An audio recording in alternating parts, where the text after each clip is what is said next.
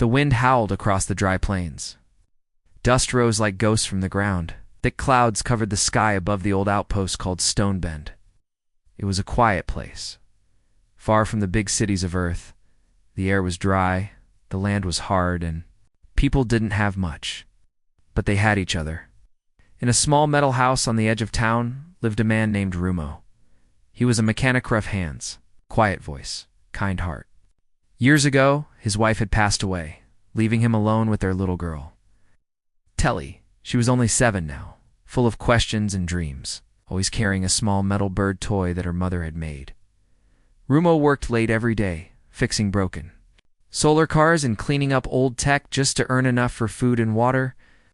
That night, as the sky turned black and the wind pushed harder, Rumo was closing his small workshop. He wiped his hands with a cloth and looked at the sky. "Storm's coming," he said softly.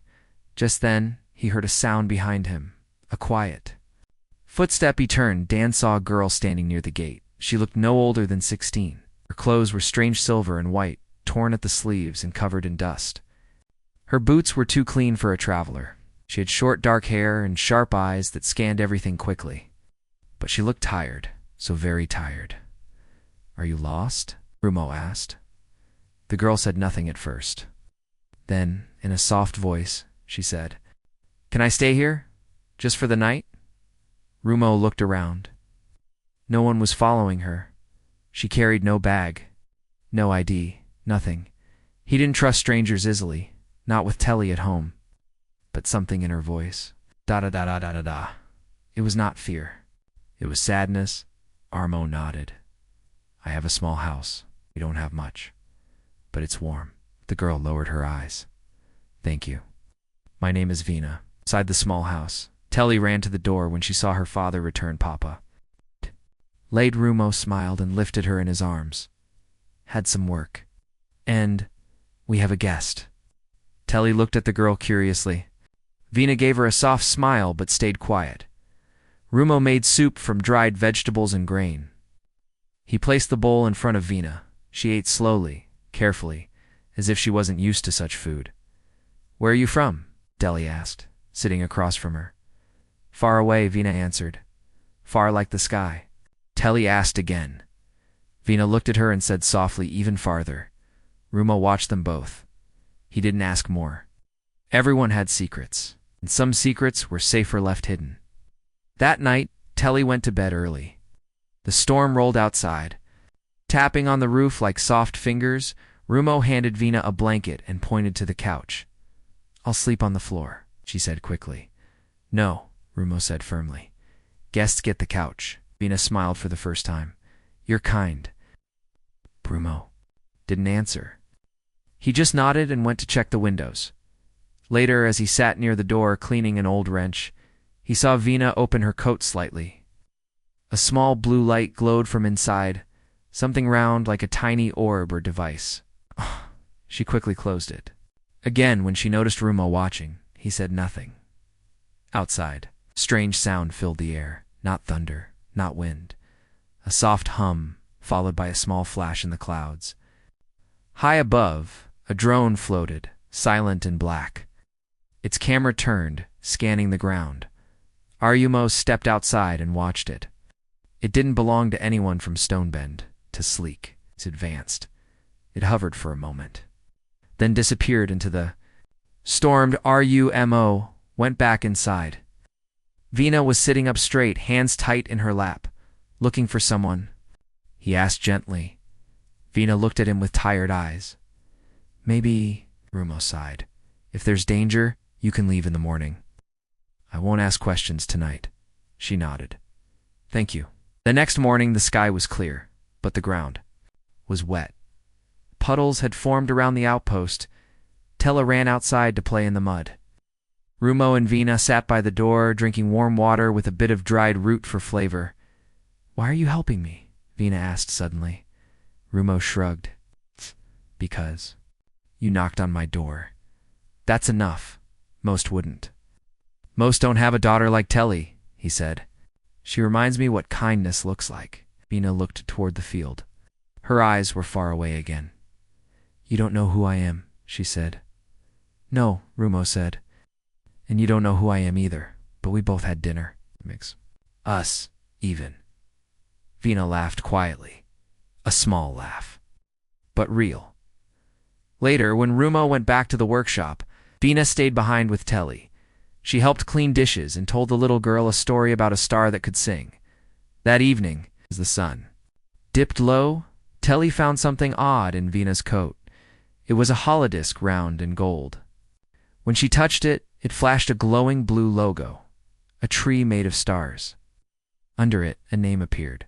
House Zellman. Telly tilted her head. She had heard that name once, in a radio story about rich people who lived in sky towers above the clouds. She ran to her father holding the disc. Papa, look what I found in Vina's coat. Rumo stared at the logo. His face became serious.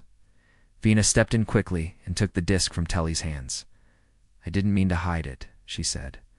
I just didn't know if I could trust you. Rumo said nothing for a moment. You're one of them? He finally asked. Vina looked away. I was. But I ran away. Why? She looked out the window.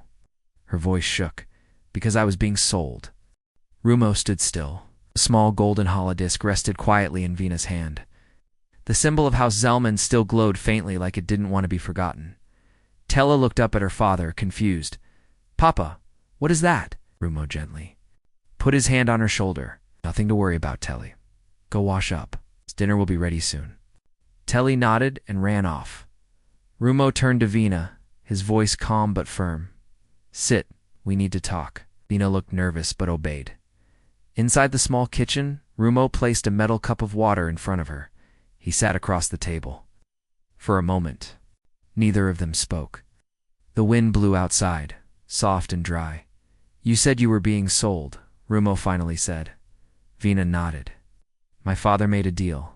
I was to marry the son of another family. It's not for love, for business, for power. She looked down at the disc in her hand.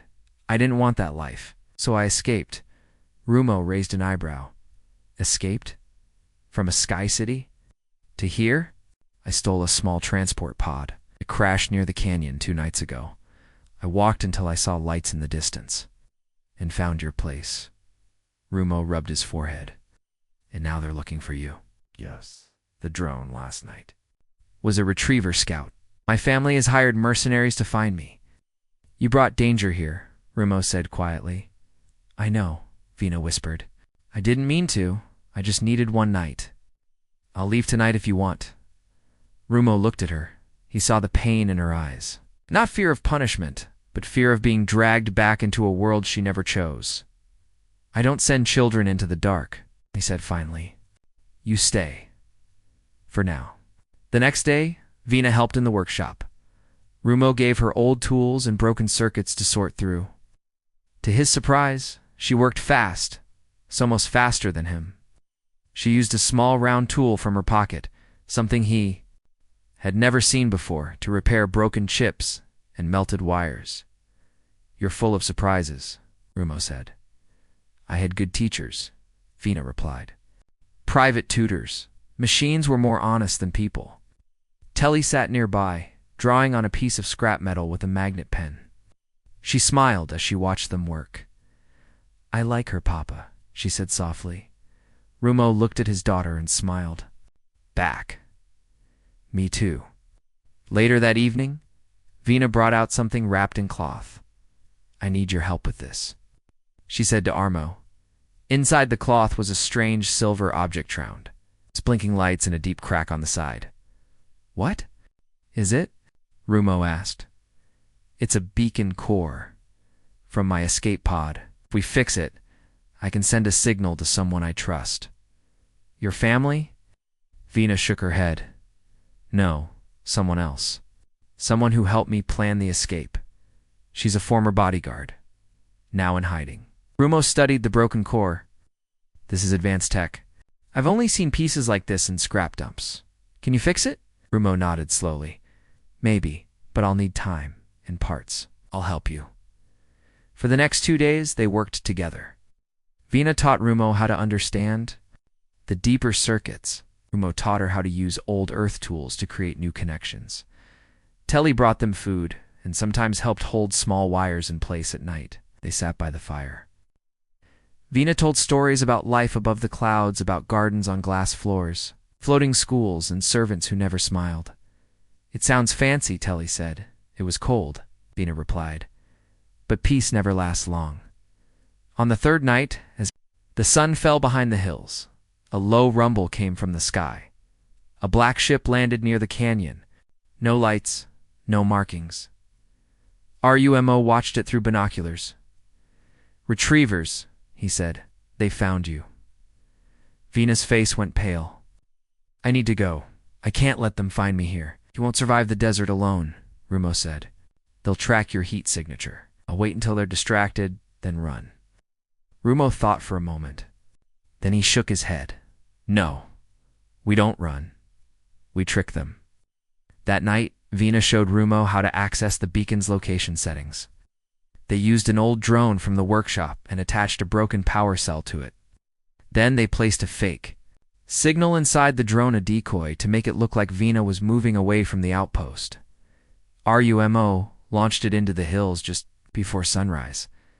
The black ship lifted and followed. They watched from behind a small dune. "They took the bait," Vina said with relief. But Rumo was still tense. Too easy. As they returned to the house, they saw something that made their hearts freeze. A single retriever scout was still there, walking toward their home. Rumo ran ahead. He told Telly to hide under the floor hatch and stay silent. Met the scout. "At the gate, looking for something?" Rumo asked calmly. The scout wore a long black coat and dark goggles. He scanned Rumo from head to toe. "Scanner picked up high-energy signals 2 days ago," the man said. "Strange for a mechanic. Fixed a deep battery," Rumo lied. "Old client left this morning." The scout stared at him. "You live alone? With my daughter?" Rumo said slowly. "Just us?" The man looked around. Then he stepped closer. "Mind if I check inside?" Rumo's heart pounded. Before he could answer, Vina stepped out from the side dirty cloak, face covered. "I'm the battery job," she said in a rough voice. "Just stop by. Nothing strange here." Scout raised his scanner. It beeped once, then went quiet. He grunted and turned away. "Stay out of trouble," he said as he walked off. They all watched until he disappeared into the desert that evening. Rumo sat outside, staring at the stars. Vina joined him quietly. "You didn't have to lie for me," she said. "Are you?" Moose shrugged. "Didn't feel like letting them take someone who fixed my power grid." They both laughed softly. "Beacon core is almost fixed," Vina said. "One more day? Then what?" Vina looked at the stars. "I call the only person I trust in this galaxy. And if your family comes instead." Vina smiled. "Then we run together." Rumo didn't answer. But inside the house, Telly was already drawing a new picture. This one showed 3 people standing under a starry sky. The morning sun rose slowly over Stone Bend. The land was quiet, but the air felt heavy, like a storm was still hiding in the sky. Inside the small metal house, Rumo stood at the workbench, turning the broken beacon core in his hands. Wires stuck out like vines. The crack in the silver shell was deep, but not impossible to fix. Beside him, Vina handed him a small chip. "This is the last part we need," she said. "Good," Rumo replied. "Once this is in, the signal will be ready. You'll have to choose your moment carefully." Vina nodded. "I'll wait until the black ship leaves, but we must hurry. The scout might return with others." Rumo didn't say it aloud, but the truth was clear. They were running out of time. Outside, Telly sat on a flat stone, drawing in the dirt with a stick. Her metal bird toy rested beside her, watching like it always did. She was quiet, thoughtful. She had seen fear in her father's eyes last night. She didn't like it. Vina came out and sat beside her. "Do you miss your old home?" Telly asked. Vina looked at the hills in the distance. "I don't miss the place. Miss the stars." "Why did you run?" Vina sighed. "Because I wanted to be free. Didn't want others to decide my future." Telly smiled. "I think you're already strong." Vina smiled back. "Thank you." At noon, a loud humming sound filled the sky. Again, Rumo grabbed his binoculars and ran to the edge of the hill. His heart sank. Another retriever's ship had arrived, bigger than before. 4 figures stepped out, black armor, dark helmets, long rifles on their backs. "They're hunting in teams now," Rumo said. Vina came beside him. "Then we must act today. You sure the beacon will work?" "If the signal goes?" "Out," Vina said. "They'll come for me. But not my family. Someone else. Someone who made me promise to wait for the right moment." Rumo looked at her. "Who is this person?" Vina answered quietly. "Her name is Moran. She used to guard my family. But when she saw what they were doing, she left. She saved me once before. She said if I ever needed her to send this signal." Rumo stared at the blinking device in her hand. "Then let's make sure it reaches her." Back in the workshop, they connected the beacon to a power unit. A soft hum began. Lights blinked, brighter and faster. Vina entered a code on a tiny screen. A soft chime echoed from the device. Signal sent. She whispered. They all waited. Minutes passed. Then a message flashed across the screen. Message received. Rumo smiled. Now we wait. But Vina looked uneasy. Retrievers won't wait. They'll search this area again soon. Rumo turned to his daughter. Telly, pack your things, just in case. Nodded and ran inside. Vina stood up. I have an idea. They gathered old tools, broken parts, and empty crates. In just an hour, they built a false wall inside the storage room, hiding the beacon and any sign of high-tech tools. Then they covered the workshop with a dusty sheet and placed old metal scraps in front of the door, making it look like it hadn't been used in weeks. They were ready just in time. A knock came at the front gate. RUMO opened the door slowly. 4 retrievers stood outside, helmets off, faces cold. The leader was a tall woman with a sharp chin and eyes like steel. We're searching this area, she said without a greeting. Someone important went missing, we have reason to believe. They were seen here. I'm just a mechanic, Rumo said calmly. Live here with my daughter. No guests. None. The woman narrowed her eyes. May we look inside? Rumo hesitated. I don't have much. Just a kitchen and a room for my girl. She stepped forward. We won't take long. They entered.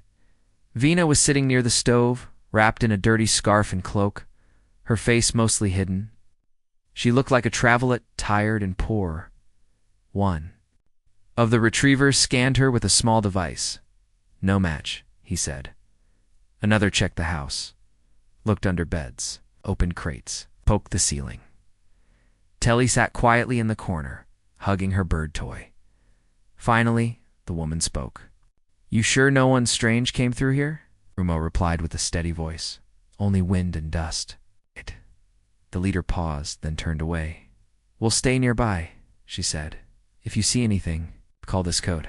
She handed Rumo a data chip, then walked away with her team as the door closed. Ouch. Everyone let out a deep breath. They believed it, Vina whispered. For now, Rumo said, but they're not done. You saw their eyes. They'll return. Vina looked at the sky. Moran, please be close. That night, they kept the lights off. They ate quietly. Even Telly didn't ask for a bedtime story. Suddenly, sharp sound echoed outside, a soft worry. They rushed to the window. Something floated down from the clouds, a silver ship, smooth, quiet, and shaped like a bird. It landed just beyond the hills, in a place hidden from the retrievers. A symbol flashed on its side. Vina gasped. It's her, she said. It's Marin. They hurried to the ship, keeping low in the shadows. Telly held Rumo's hand tightly. The ship opened. A woman stepped out, tall, strong, dressed in silver armor. Her face was warm but serious. She opened her arms. Vina ran into them. You made it, Marin said, holding her close. You did well. I had help, Vina said, looking back. At Rumo and Telly, Marin stepped forward and bowed her head slightly. Thank you for protecting her. You just gave her shelter, Rumo said. She did the rest. Marin looked at the hills. The retrievers will find us soon. We must move fast. Where will you go? Rumo asked. Someplace safe, Marin said. But I don't want to leave without saying your kindness changed everything. Before leaving, Vina turned to Rumo and Telly. I'll never forget you. When this is over, I'll come back. Telly ran up and hugged her. Be safe. Vina smiled. You too, little star. As the ship rose into the night sky, Rumo stood quietly, holding his daughter's hand. Watching the stars shift, the girl they had sheltered was not just rich. She was a light in a dark world, and she was not running anymore. She was rising. The silver ship disappeared into the night sky, leaving behind only a soft trail of wind and light. Rumo and Telly stood in silence, watching it vanish behind the clouds. She's gone, Telly said quietly. Just for now, Rumo replied. She return one day. They walked back toward their small home. The night felt heavier than before. The stars were quiet, but inside Rumo's heart, something had changed. A stranger had come into their lives and left behind not just memories, but purpose. The next morning, Rumo sat at his workbench, staring at the broken pieces of the second beacon. It was the one they had hidden under the false wall Vina's spare. Though her first signal had worked, the second beacon still held something important, a copy of the message she had sent, her backup plan. But during the rush to hide it from the retrievers, the beacon had cracked. One of its memory chips had melted slightly, and the wiring had shorted. Tella walked in, carrying a bowl of boiled root soup. Is it broken forever? She asked. Not forever, Rumo said, smiling softly. But it'll take time and care. Telly sat beside him and took out her small metal bird. Vina said everything broken can be fixed, just like people. Rumo looked at her, surprised. She said that. Telly nodded. Last night, before she left, Rumo gently picked up the broken beacon. Then let's fix this. Oh, Rumo. Work during the day, the retrievers were still nearby. Their ship hovered near the canyon, silent but always watching. Sometimes they walked through town, scanning markets and asking quiet questions. But something was changing in Stonebend. People had seen the silver ship land. They had seen Rumo walking with the girl before it arrived. Whispers started. Was she from the sky? Did Rumo hide her? Why was she here?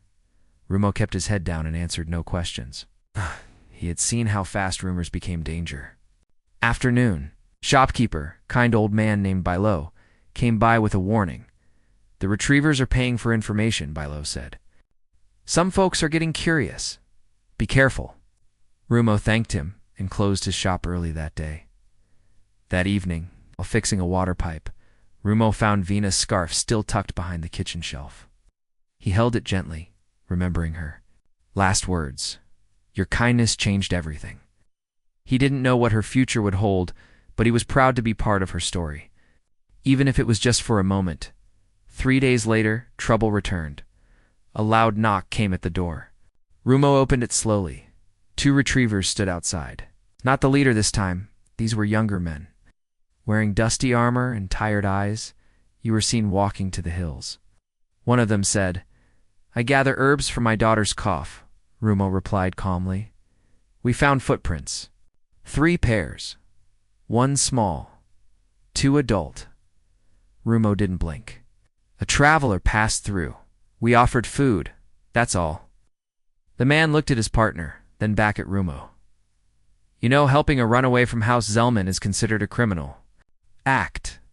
I help anyone who knocks on my door, Rumo said. The man stepped forward. If you're lying, you'll lose everything. Rumo didn't flinch. Then search. You'll find nothing. They did. Again, but everything had been cleaned. The beacon was hidden under the floorboards, surrounded by broken metal scraps. Nothing looked special. Before leaving, one of them leaned closer to Rumo. She's not just rich, you know. Family owns half the defense network in the sky. She talks, big people fall. Rumo stayed silent. He knew the truth already. Vina wasn't just a girl with a secret. She was a spark that could light a fire in places long covered in shadow. Later that night, Telly had trouble sleeping. Papa, she whispered, will they hurt her? Rumo pulled the blanket over her shoulder. No, little star. She's smart. She's not alone. Telly looked up at the ceiling. I want to see the sky towers one day, like in her stories. Maybe you will, Rumo said. But no matter where we go, never forget who you are. Kind, she asked. Emo smiled. Yes, always kind. The next morning brought something unexpected. A package. It was left outside the gate, wrapped in thick black cloth. No note, no name. Rumo opened it carefully. Inside was a small tool set silver-edged. High-quality Skytech tools, the kind only engineers from the clouds could afford. Beside it was a sealed water container made of crystal glass, and at the bottom, a simple metal card. When Rumo flipped it over, it glowed for a moment, showing a short message. For repairs, more to come. Vitella gasped. She sent this. Rumo nodded. Yes, she hasn't forgotten us. They both smiled. That day, Rumo walked into town. People stared, but he didn't care. Bought extra supplies, extra fuel cells, and more food. The whispers didn't matter anymore that night. As the stars appeared once again, he placed the repaired beacon core on the table. It's fixed, he said. I clapped happily. What will you do with it now? He asked. Are you, Emo thought for? A while. Keep it safe, he said. We may need it again, or someone else might. He placed it inside a hidden box, near Telly's bird toy. The wind outside was calm. No more ships in the sky. The retrievers were starting to leave, but deep down, Rumo knew the story wasn't over yet. In a secret place, far above the clouds, Venus stood beside a large window, watching Earth turn slowly below. Marin stood next to her, holding a small tablet. The first mission is complete, Marin said, but more people need help. Vina nodded, and we will help them, even those who don't know you. Vina smiled, especially them. Reached into her pocket and pulled out a small, hand-drawn picture. 3 people under a starry sky. She placed it gently on the table. Let's begin, she said. Days passed quietly in Stonebend. But peace never lasted long for those who once helped a runaway from the sky. Rumo had returned to his normal life-fixing tools, solar panels and small engines. Telly spent her days drawing and asking curious questions. The broken beacon, now repaired, stayed hidden in the floor safe but silent. Vina was gone, yet her presence still lingered. The scarf in the corner, the extra spoon on the table, the feeling that someone important had passed through their world and left behind more than just memories. One evening, as the sky turned red with sunset, Rumo heard a strange sound again. A hum, then a click. He stepped outside. A small black drone floated above his house, blinking with red lights. It scanned the area silently, then darted off into the hills. Rumo's heart sank. Later that night, someone knocked on the door 3. Quick taps. It wasn't a friend. Rumo opened it carefully. A man in a black coat stood there, tall and sharpened. He didn't wear the full armor of the retrievers, but he held a badge on his chest, a silver triangle with a red dot in the middle. Mr. Rumo, he said politely, may I come in? Rumo blocked the doorway with his body. Who are you? I work for the Central House Network, the man said. My job is to collect special people. One of them passed through here. Rumo stayed quiet. She stayed one night, didn't she? Young, clever, quiet. Her name was Vina. Rumo didn't move. A lot of travelers passed through. The man smiled. She's not just a traveler. She's the daughter of a family that controls military contracts and star routes. Do you know what that means? I fix water pipes and solar fans, Rumo said flatly. That's all? The man stepped back. We don't need to argue, but if you are hiding something, we will. Return, and next time, we won't knock. Then he turned and walked into the darkness. Inside, Telly watched from behind the curtain. Are they coming back, Papa? Yes, Rumo said softly. And next time, they might not come alone. Telly looked scared. What will we do? Rumo sat beside her. We prepare. The next morning, Rumo pulled out the beacon core.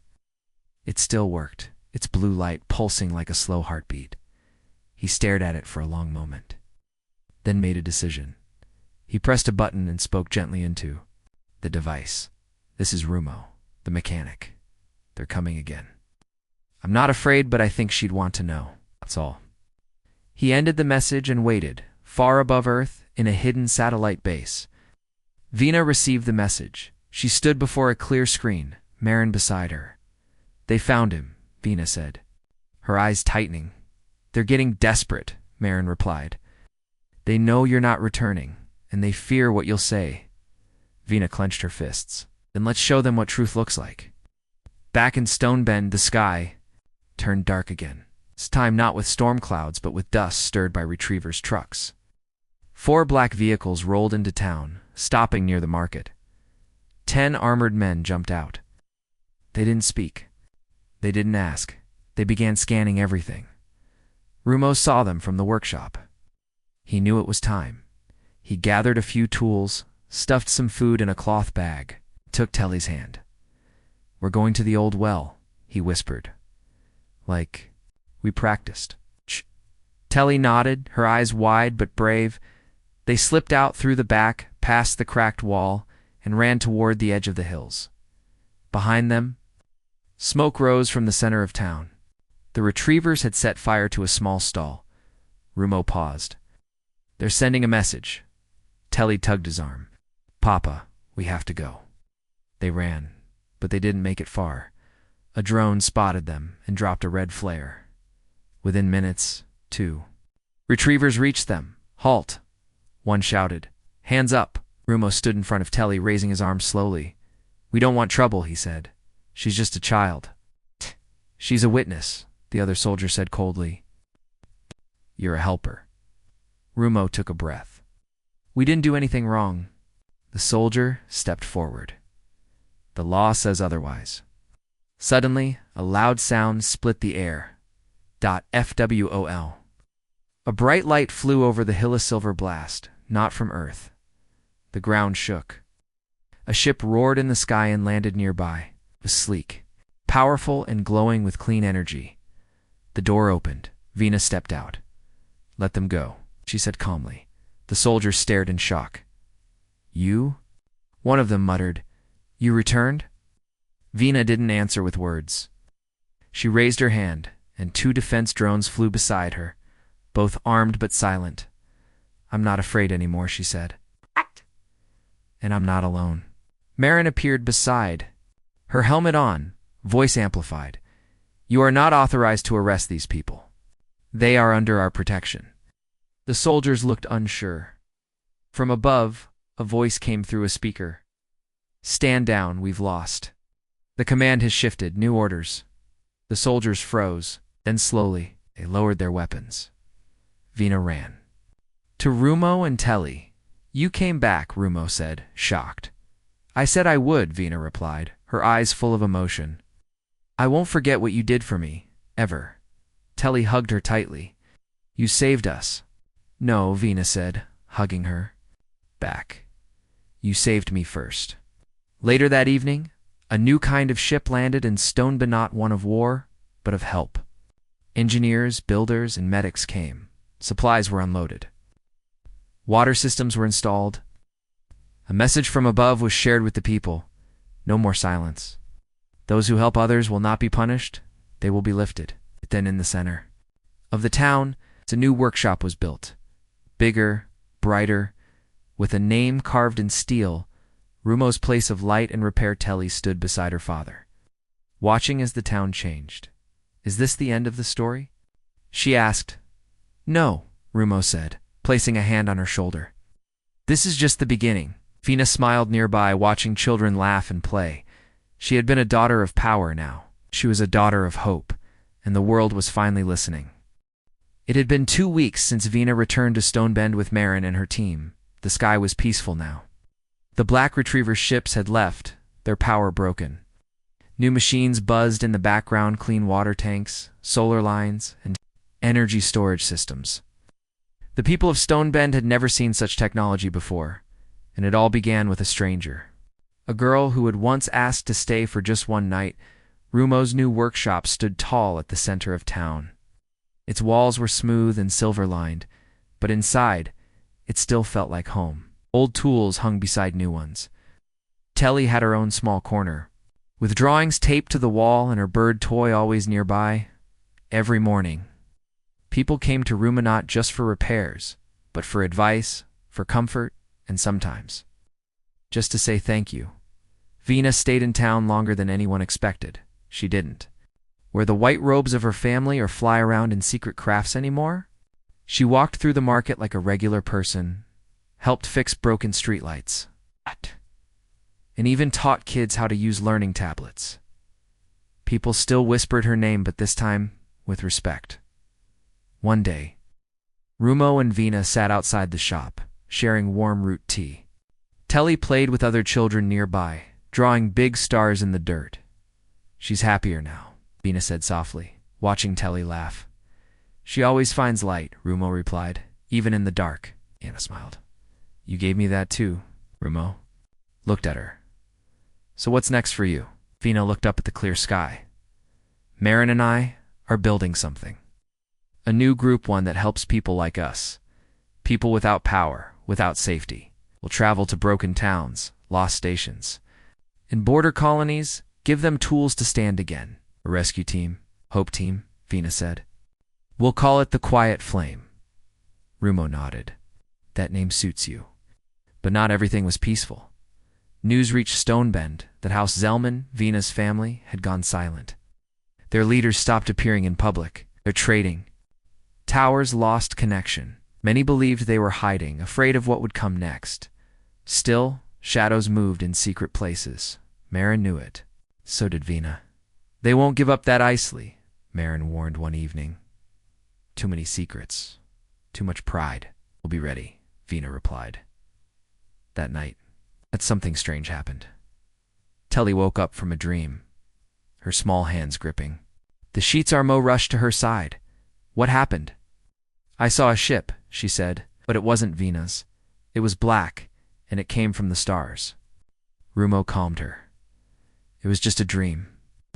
But something in her eyes made him uneasy. The next day, Ran checked the skies using one of her satellite trackers. A signal had passed over. Stonebend in the night. Fast, silent, unregistered, not government. Not rescue, something else. 3 nights later, a message came through the repaired beacon. It was short. Only one sentence. "I know where you are, Vina, and I'm coming. Father." Vina's hand shook as she read it. Her father, the leader of House Zellman, was alive, and he wasn't done. They gathered in the new workshop that night, Rumo, Vina, Marin, and a few trusted friends from the village. "We thought he would hide," Marin said, "but he's planning something else. He wants control again," Vina said, "and he'll use fear to get it." Rumo stayed calm. "Will he come alone?" "No," Marin replied. "He'll bring more than soldiers. He'll bring lies." Over. The next few days, they prepared. They didn't build weapons, they built truth. Marin and her tech team set up a new communication tower in the hills. It would send real stories to the outer system, stories of what had happened in Stonebend, how Vina had escaped, and how her father tried to silence her. "We don't need to fight him with guns," Marin said. "We fight him with light." Rumo nodded. "The truth always finds a way." One evening, Vina stood at the center of the village. The people of Stonebend gathered around her. Children sat on crates. Old workers leaned on their tools. She spoke simply. "I once lived in towers made of glass and gold, but I was not free." The people listened quietly. "I ran away because I didn't want to be used as a piece on someone's game board. I wanted to be a person. I came here and you gave me that." Some villagers nodded.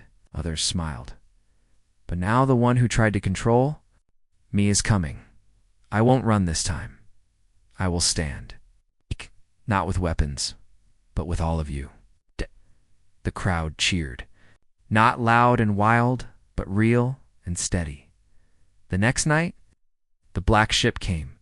It hovered above the desert like a shadow with wings. Its lights were sharp, cold, and green.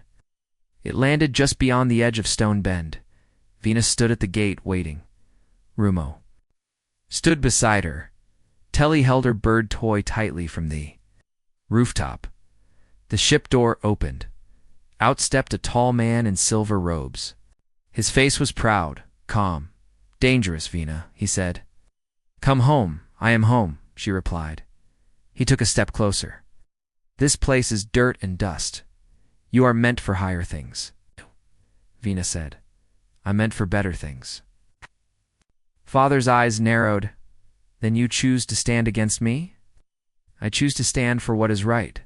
Behind her, the village lights glowed. Her father looked past her and saw something he never understood: people who cared. Not for power, but for each other. He turned and walked back into his ship. "This is not the end," he said before leaving. Vina smiled. "No, it's the beginning." The ship lifted.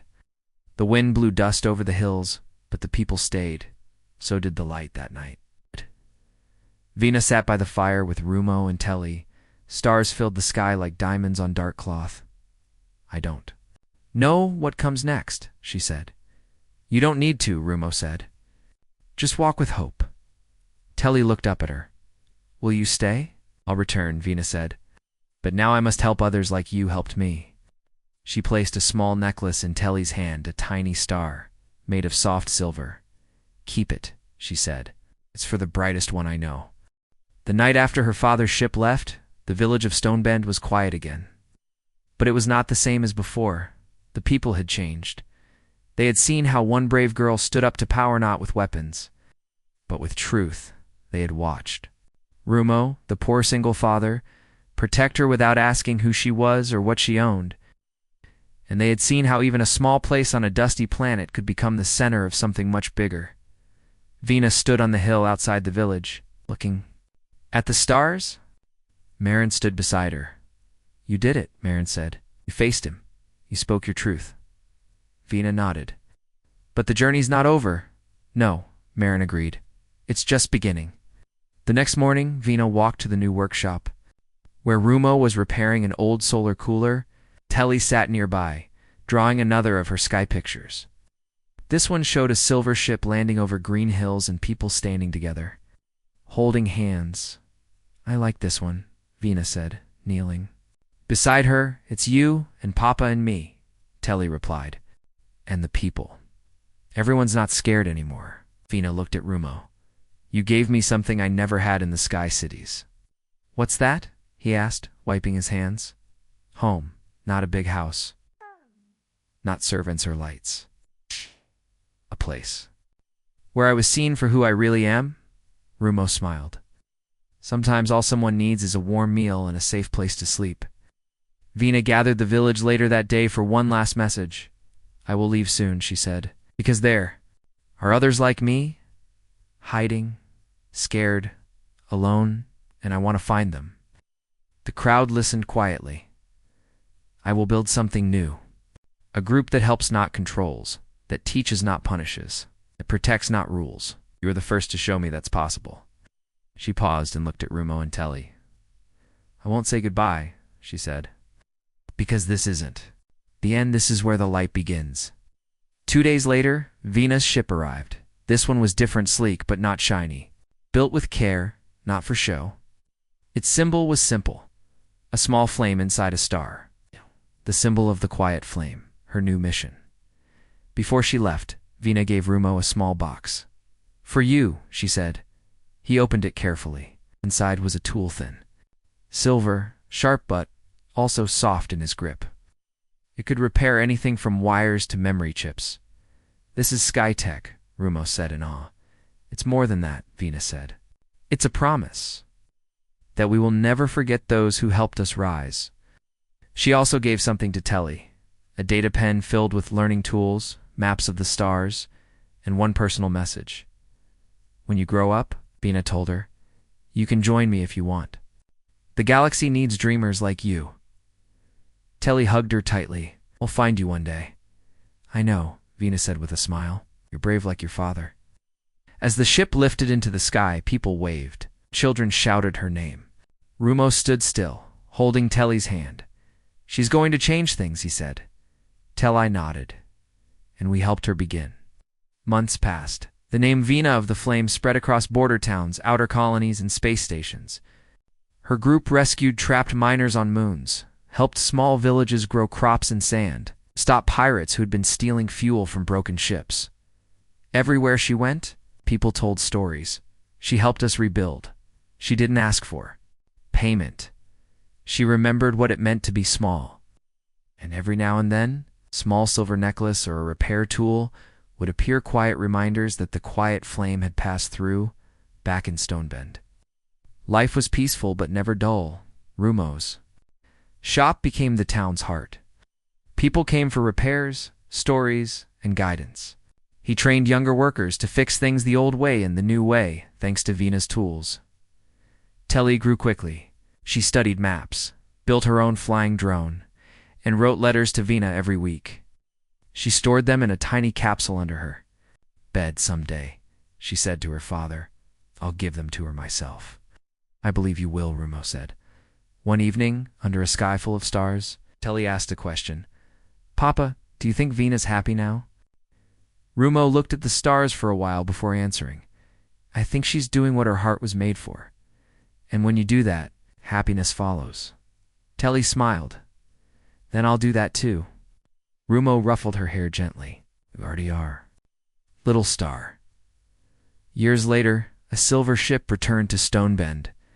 It looked a little older, a little worn but still full of light. This time, carried not just Vina, but others too. Helpers, teachers, engineers, dreamers. They stepped out one by one, carrying supplies, books, water systems, and hope. Vina stepped last. She was taller now, wiser, but her eyes still held the fire of the girl. It had once knocked on Rumo's door, desperate and scared. Telly, now a young teen, ran to her. I kept them all, she said, holding the capsule of letters. Every one, Vina hugged her. I read every reply I wrote in my mind. They sat around a fire that night, Rumo, Telly, Vina, and the people of the town. Old stories were told, new dreams were born, and as the stars shone above them, Vina said, never forget one small act of kindness can light 1,000 stars. And in that moment, no one felt small, no one felt alone. They were one light together. The end.